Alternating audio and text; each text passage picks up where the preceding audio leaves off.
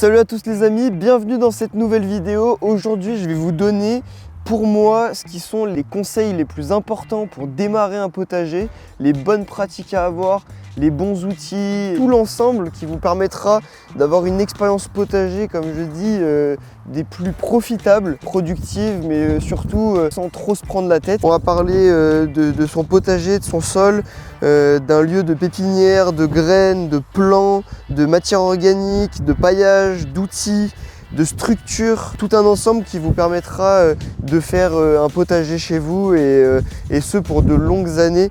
Voilà, l'idée c'est de vous conseiller des choses qui vont être durables et qui vont vous être profitables pendant plusieurs années et pas juste pendant une saison. Bon, je vous embête pas plus, je vous souhaite à tous un très bon visionnage.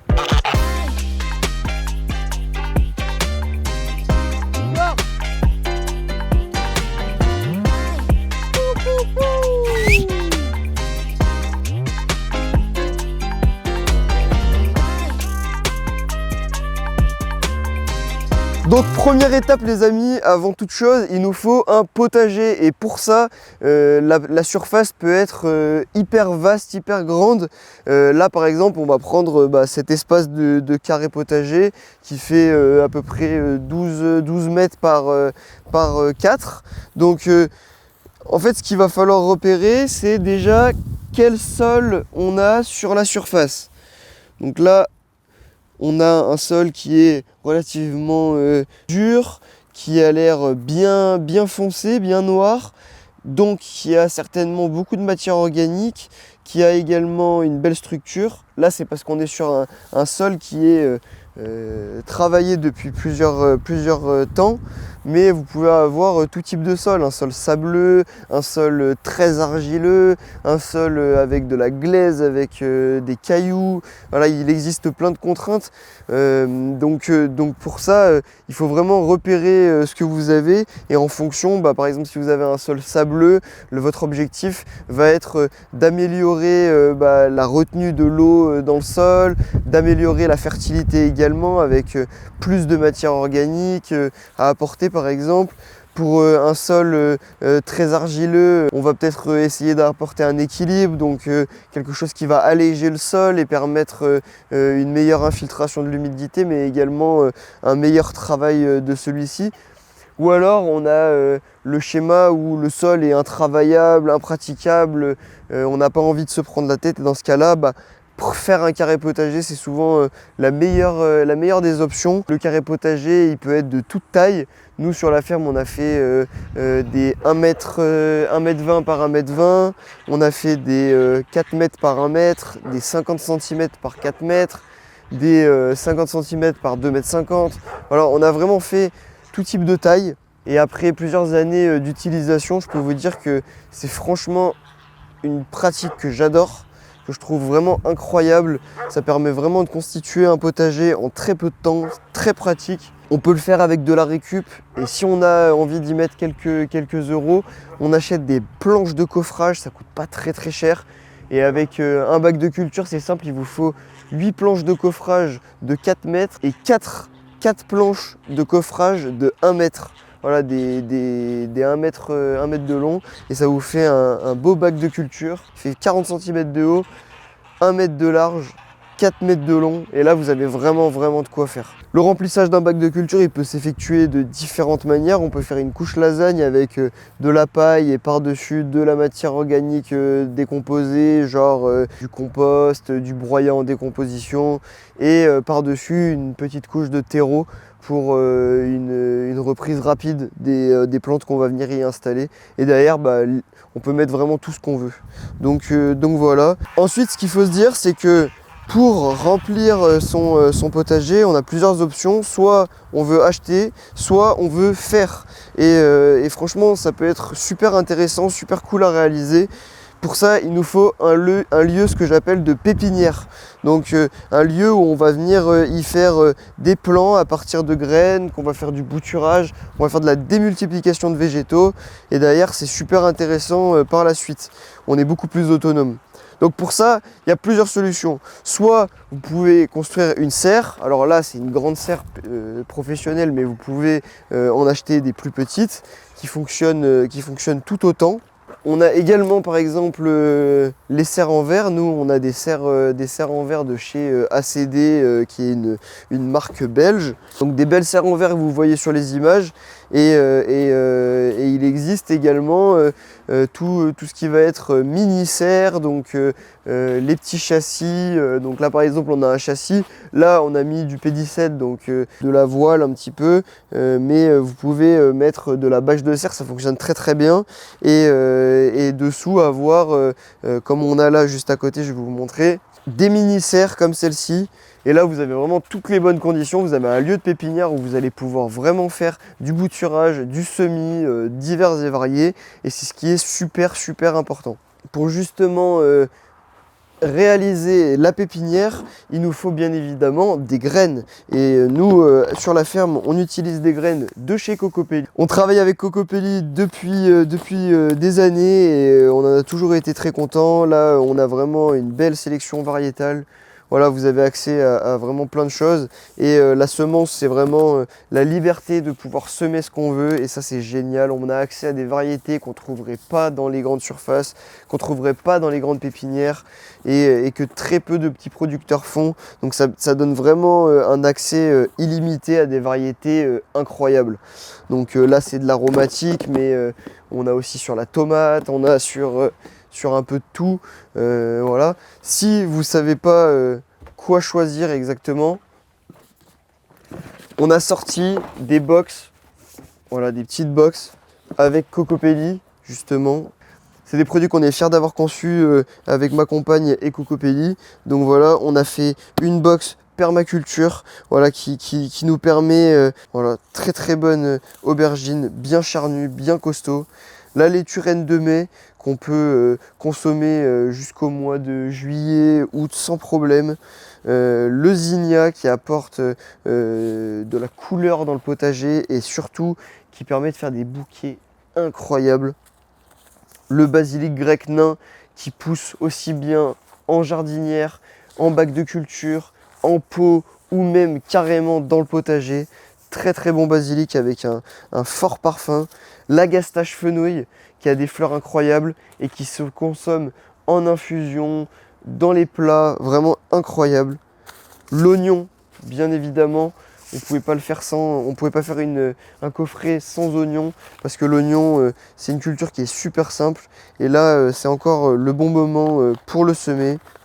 On a également les haricots, voilà, qu'on va pouvoir semer dès le mois de mai et ça va être juste incroyable. Il y a une belle sélection. On a des petits pics à semis en bois, voilà, du Made in France. On a également des petits godets, voilà, des petits godets en fibre de coco qui sont incroyables. Et à côté de ça, vous avez plein de bons conseils, notamment, voilà, conseils semis, mais aussi conseils cuisine. Comment derrière on revalorise nos productions, comment on fait un bouillon zéro déchet, une huile de basilic, pickles de courgettes, fondu dans un butternut. Ça, c'est vraiment exceptionnel. Tarte tatin, oignon, tomate, pesto, laitue, basilic, chips de haricots, chips de légumes, enfin d'épluchures de légumes, pardon. Sorbet agastache fenouil. Et oui, voilà, vous avez vraiment du choix. Vous avez vraiment plein de choses qui peuvent être réalisées avec toutes les petites graines que vous voyez là. Voilà, donc c'est regroupé dans une box que vous trouvez sur le site de Cocopelli. Voilà, comme la box pour les enfants. Je vous ferai une présentation complète de la box en temps voulu. Mais du coup, voilà, n'hésitez pas à dire ce que vous en pensez, si vous trouvez qu'elle est bien. Je suis curieux d'avoir votre avis sur le produit. Ensuite, c'est pas tout semé, il nous faut également des plants les amis et je vais vous montrer globalement ce qui peut être très intéressant à avoir. Ah, on va commencer peut-être par les aromatiques. Le thym c'est une culture vraiment super facile, très résilient, très peu d'arrosage et assez productif. Et ce qui est intéressant avec le thym également, c'est qu'il se cultive également en pot. Donc ça c'est cool. Ensuite, on a le romarin à croissance très rapide. Là, on est sur une bouture qu'on a fait il y a moins d'un an. Donc voilà, ça fait un beau petit plan déjà. et l'année prochaine, bah, ce sera déjà un bel arbuste, hein. Donc voilà, très important et surtout très... Voilà, c'est des aromatiques un petit peu, les aromatiques de base, quoi. Là, regardez, agastache, ciboulette, voilà. Et sinon, en petits fruits, vous avez également tout ce qui va être les framboisiers, les mûriers, les cassis, les groseilles, les framboisiers. Voilà, c'est des choses que vous pouvez trouver dans les jardineries, chez des producteurs. Voilà, des petits plants que vous pouvez mettre dans votre potager.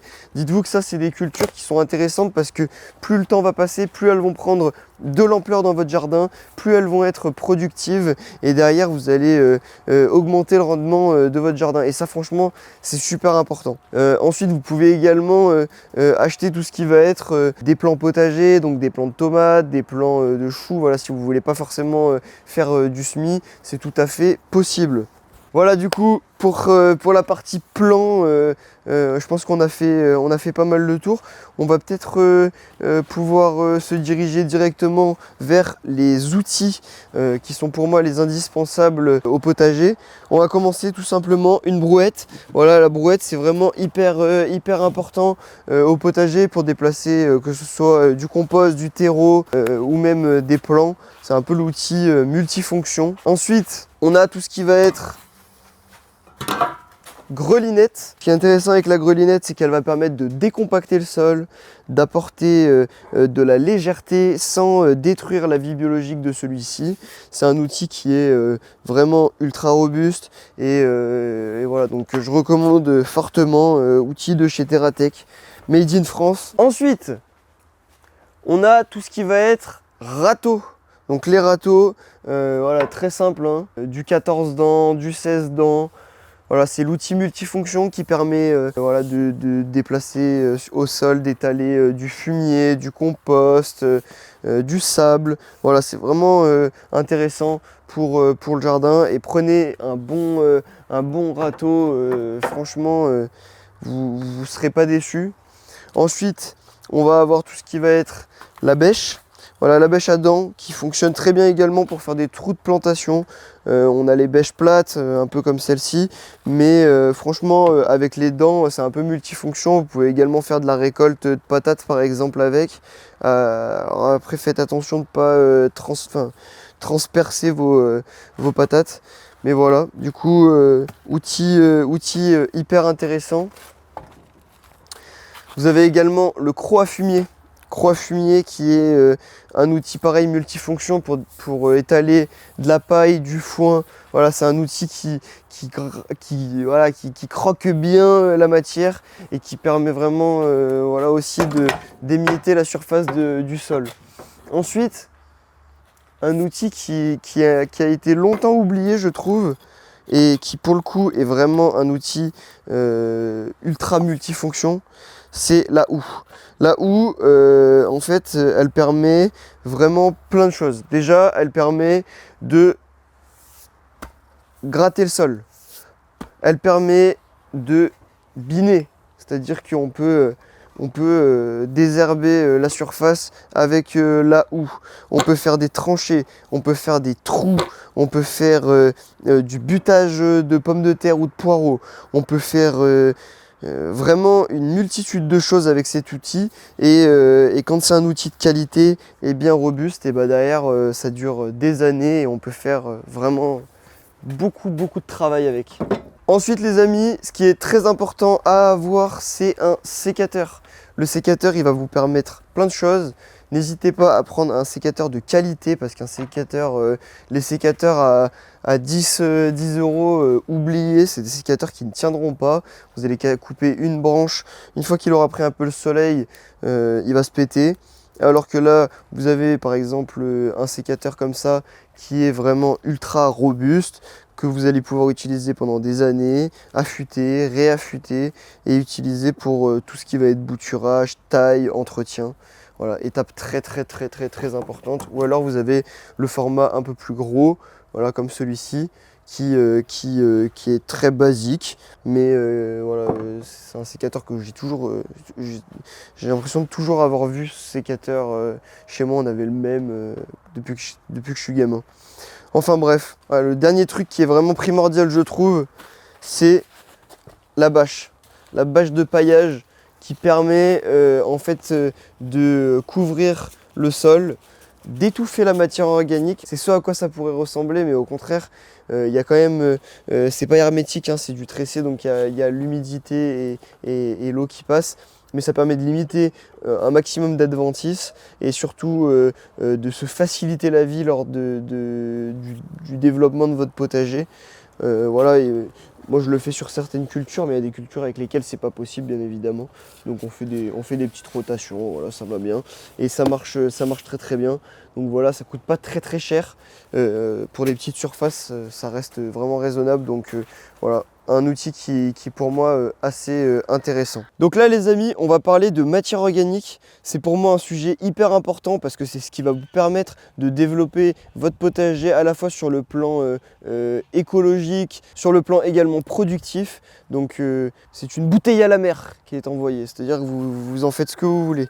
Enfin bref, pour tout ce qui va être matière organique, il en existe de plein de sortes, plus ou moins facile à trouver. Là par exemple on a du broyat. Alors là c'est du broyat qui est pré-composté, donc la matière la plus fine c'est déjà bien décomposé. On voit très clairement voilà, les petits morceaux noirs à l'intérieur. C'est ce qui est en train de se transformer en compost, en humus, et qui va permettre de créer vraiment, regardez les vers de terre qui font leur travail et qui vont apporter ça. Si vous l'apportez dans votre potager, bah, c'est ce qui va vraiment vous apporter productivité, fertilité, biodiversité et développement d'un sol vraiment vraiment productif. Voilà. Donc là on a le broyat qui a déjà bien composté. On a également tout ce qui va être la paille. Alors la paille, bon, celle-ci c'est une petite botte qu'il faut que j'étale. Là c'est une botte où on l'a laissée à la pluie, donc il y a de l'humidité, c'est trempé et ça, bah, ça va permettre d'apporter de la matière organique, de la légèreté et surtout beaucoup de carbone dans notre butte compostière. Voilà, donc la paille, le foin bien évidemment. Je vais vous montrer maintenant le compost. Le compost, alors là regardez, on a un beau... Le compost, c'est le résultat d'un long processus de compostage où on est passé de copeaux à ce résultat, à une matière bien noire, bien décomposée et surtout avec beaucoup de fertilité. Donc voilà, vous avez également tout ce qui va être tonte de pelouse, le foin également, mais attention le foin à ce qu'il n'y ait pas trop de petites graines à l'intérieur, auquel cas vous allez vous ajouter du travail. Et sinon pour la matière organique, vous pouvez également acheter du terreau. Alors il y a du terreau à semis pour par exemple la pépinière, mais vous avez également du terreau, ce qu'on appelle terreau potager, terreau universel, et qui fonctionne très très bien. Là regardez, c'est un peu sous cette forme là. Là on est sur un compost terreau, hein. Voilà, c'est à peu près la même chose. Regardez, là on a vraiment une belle couche, une belle matière, regardez. Ça se tient, on arrive presque à faire un petit boudin. Et ça typiquement les amis, c'est ce qui fait que tes légumes ils ont du goût, qu'ils ont un truc que les autres n'ont pas. Ça c'est une parcelle qu'il faut qu'on finisse d'étaler là. Je gratte avec le croc et le croc à fumier. Mais après ça va vraiment faire une parcelle super fertile. Bon, regarde l'ail qu'on avait mis. On avait mis de l'ail là. Regarde-moi ça. Si c'est pas beau, c'est de l'ail là. C'est magnifique. Magnifique. Bon, regardez, on arrive à côté d'un truc qui va nous permettre d'embringuer sur le sujet suivant qui est les structures. Là regardez les amis, c'est une structure très très simple, des poteaux, des treillis soudés de maçonnerie et franchement le résultat est sans appel, il est exceptionnel. C'est-à-dire que on a quelque chose qui permet de faire grimper des plantes, on peut superposer encore les étages et ça fait très bien l'affaire. Ça peut être de la récup bien évidemment, d'un ancien chantier par exemple, d'un ami ou quoi. C'est assez robuste, ça se déforme pas comme un grillage se déformerait. Sinon, vous avez également l'option grillage, alors que nous, on est en train d'expérimenter, on a clôturé tout le potager à la fois pour le sécuriser, mais également pour optimiser l'espace sur la hauteur. Donc on a mis un grillage de 90 cm de haut pour permettre de... Là, voilà, tout le long il y a des framboisiers, ça va venir vraiment se tutorer justement à ce grillage et vraiment j'ai hâte de voir le résultat. Ça fait 1 an et demi, non 2 ans qu'ils sont plantés les framboisiers, donc là on attend vraiment de voir s'ils vont vraiment tout donner quoi. Voilà, tout simplement. Je pense qu'on a fait le tour les amis. Nous, chez nous, il commence à faire froid, là, il y a du vent, ça caille.